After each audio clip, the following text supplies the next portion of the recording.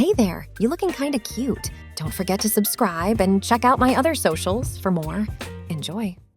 The pen hovered over the crisp white paper, trembling slightly as fingers gripped it with uncertain resolve. Outside, Brooklyn's bustling streets buzzed with life, a stark contrast to the heavy silence that hung in the small apartment. Sunlight filtered through half-drawn curtains, casting long shadows across the worn hardwood floor. A deep breath. The nib touched down, leaving a dark smudge that spread like a tiny inkblot. Another pause, then the words began to flow. Dear Dad, it's been 5 years since you left us. Sometimes it feels like yesterday, other times like a lifetime ago.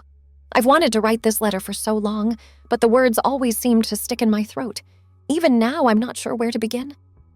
The writer paused, glancing at a faded photograph propped against a lamp. A man with kind eyes and a hesitant smile gazed back.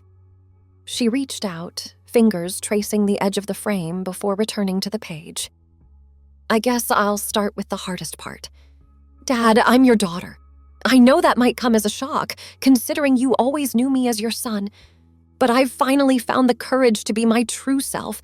It hasn't been easy, but it feels right, like I'm finally whole. Tears welled up, threatening to spill onto the page.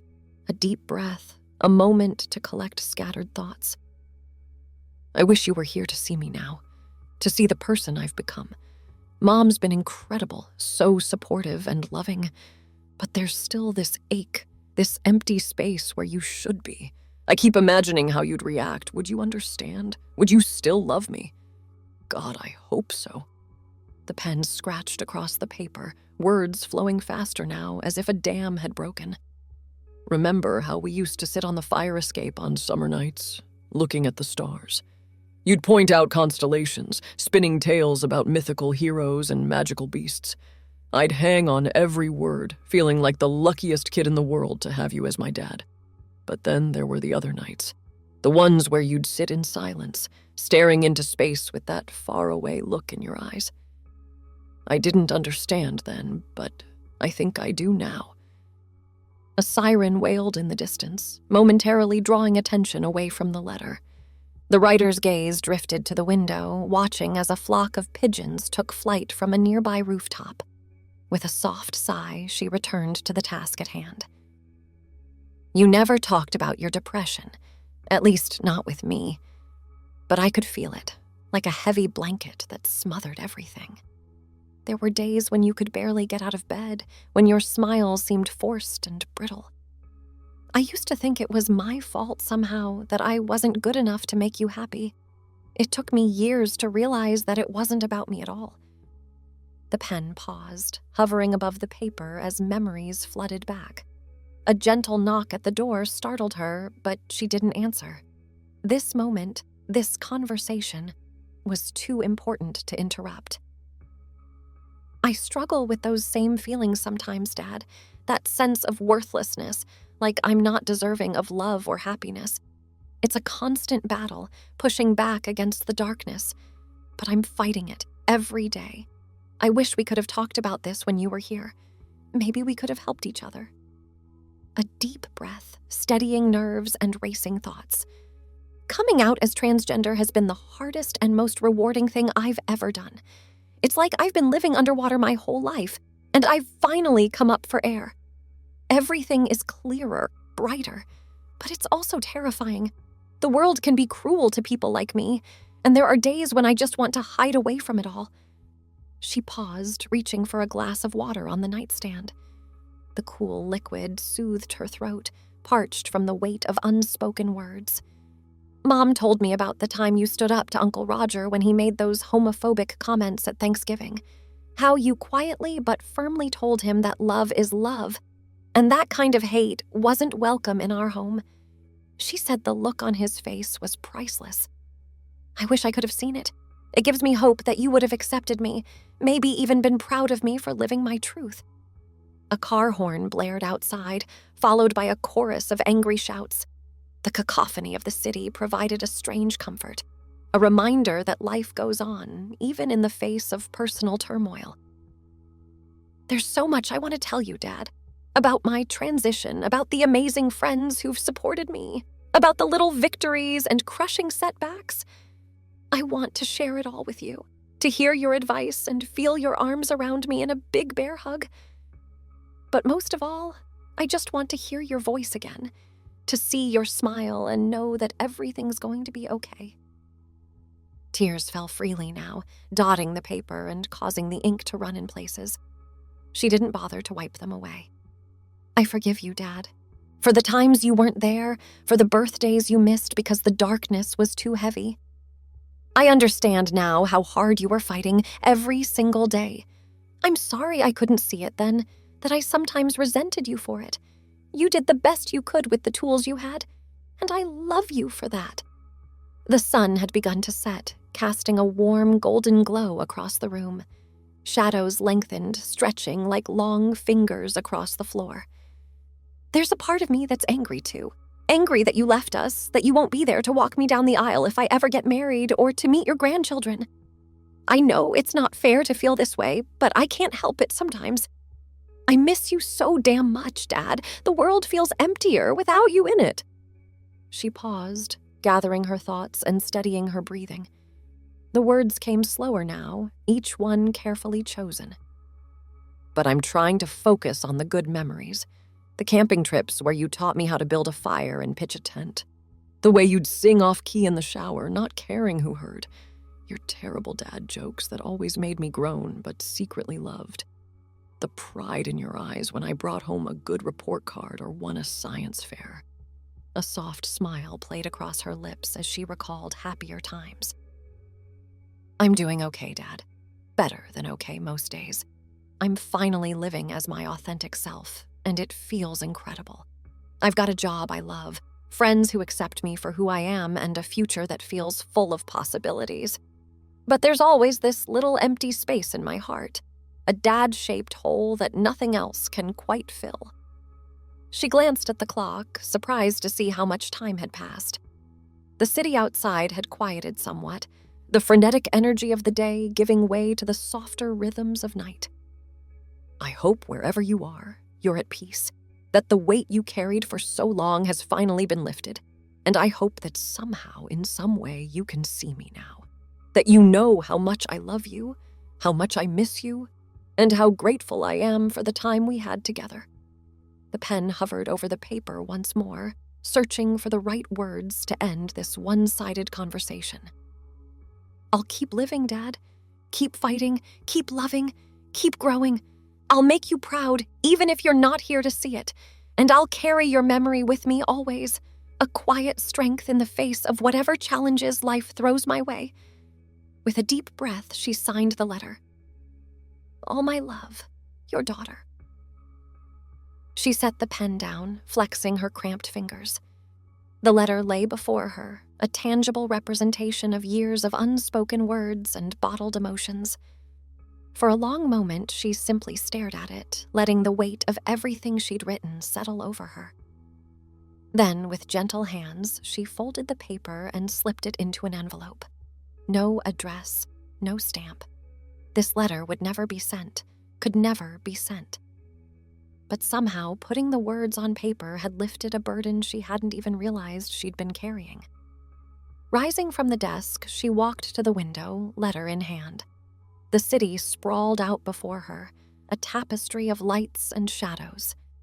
Somewhere in the distance, a church bell tolled, its mournful sound carried on the evening breeze. She pressed the envelope to her heart, closing her eyes and allowing herself one last moment of connection with the father she'd lost. Then, with a quiet resolve, she turned and placed the letter in a small box on her bookshelf. It nestled among other mementos, a faded baseball cap, a dog-eared copy of To Kill a Mockingbird, a smooth river stone from their last camping trip together. As she closed the box, she felt a sense of peace wash over her. The conversation might have been one-sided, the closure imperfect, but it was a step forward, a way of honoring both who she had been and who she had become. She turned back to the window, watching as the last traces of sunlight faded from the sky. In the gathering darkness, the city seemed to pulse with life and possibility, and somewhere, perhaps, a father watched over his daughter with pride and understanding, free from the burdens that had weighed him down in life. It was a comforting thought, one that brought a small smile to her lips as she prepared to face another day in this beautifully complex world. The writer's gaze lingered on the letter, emotions swirling like a tempest beneath the surface of carefully chosen words. With trembling hands, she folded the paper and slipped it into an envelope, sealing it with a deep breath that seemed to carry the weight of years unspoken. Rising from the desk, she moved to the window, the city's twilight panorama stretching before her. Streetlights flickered to life, casting pools of warm illumination on the bustling sidewalks below. The letter pressed against her chest, a physical manifestation of her heart's whispers. For a moment, she closed her eyes, allowing herself to imagine her father's presence. The memory of his cologne, the sound of his laughter, the warmth of his embrace, all flowed through her, bittersweet and comforting. Opening her eyes, she turned and walked to the bookshelf. A small wooden box sat nestled between well-worn novels and framed photographs. She lifted the lid, revealing a collection of treasured mementos. Her fingers brushed over each item: the tattered baseball cap he'd worn to every Little League game, the dog-eared copy of To Kill a Mockingbird they'd read together countless times, a smooth river stone from their final camping trip. With reverence, she placed the letter among these cherished artifacts of a life shared and lost. As she closed the box, a sense of completion washed over her. The conversation may have been one-sided, the closure imperfect, but it was a step forward, a way of honoring both who she had been and who she had become. Returning to the window, she watched the last traces of daylight fade from the sky. In the gathering darkness, the city seemed to pulse with life and possibility. Tomorrow would bring new challenges, new joys, new opportunities to grow and learn and love. A cool breeze whispered through the partially open window, carrying with it the scents and sounds of Brooklyn at night. She inhaled deeply, letting the familiar aromas of street vendor pretzels and distant car exhaust fill her lungs. It was a reminder that life continued, evolving and changing with each passing moment. Her reflection stared back at her from the glass, overlaying the cityscape beyond. She studied the face looking back at her, the soft curve of her cheek, the arch of her brow, the glimmer of determination in her eyes. It was a face that felt right, that felt true, even if the journey to reach this point had been fraught with challenges and heartache. A sudden burst of laughter from the street below drew her attention. A group of friends, arm in arm, stumbled out of a nearby bar, their joy infectious even from a distance. She smiled, reminded of her own circle of support, the chosen family that had stood by her side through every step of her transition. Turning from the window, her gaze fell on a framed photograph on her nightstand. It was a snapshot from years ago.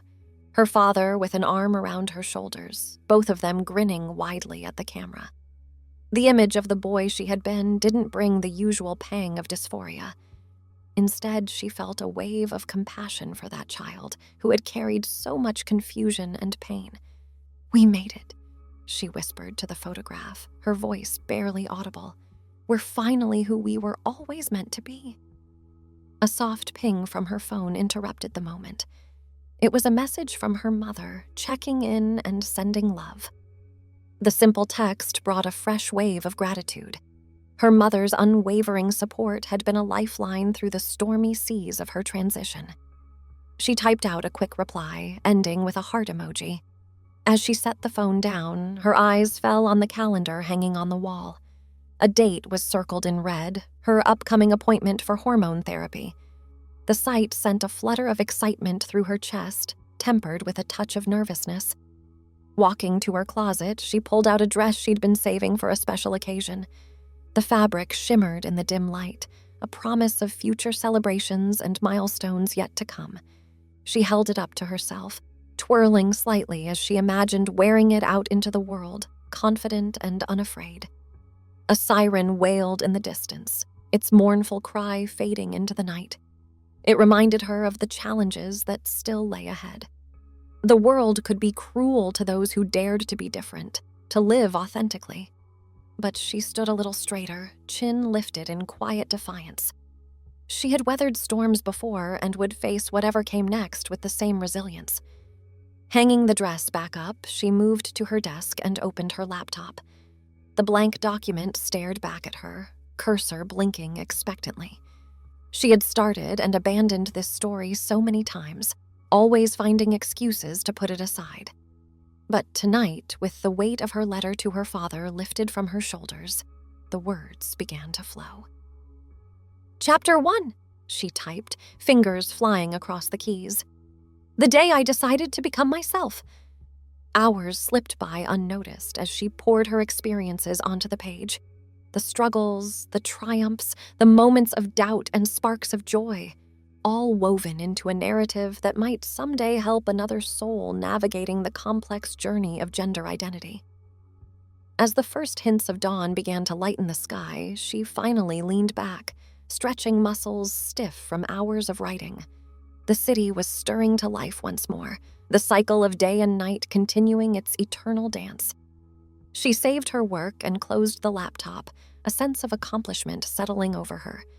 There was still so much to write, so much to explore, but it was a start, a way of turning her pain into purpose, her struggles into strength for others. Moving to the window once more, she opened it wider, letting the cool morning air rush in. The scent of freshly baked bread wafted up from the bakery down the street, mingling with the earthy aroma of rain-washed pavement. As she watched the sun crest the horizon, painting the sky in brilliant hues of pink and gold, she felt a profound sense of peace. The world was awakening to a new day, full of possibilities and potential, and she was ready to meet it head-on, armed with self-love, surrounded by support, and carrying the memory of a father who, she chose to believe, would have been proud of the woman she had become. With a deep breath and a soft smile, she turned from the window and began to prepare for the day ahead. There were friends to meet, words to write, a life to live fully and without apology. And somewhere, perhaps, a father watched over his daughter with pride and understanding, free from the burdens that had weighed him down in life.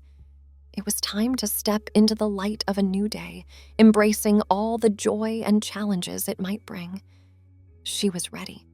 She was whole. She was herself. Thanks for watching.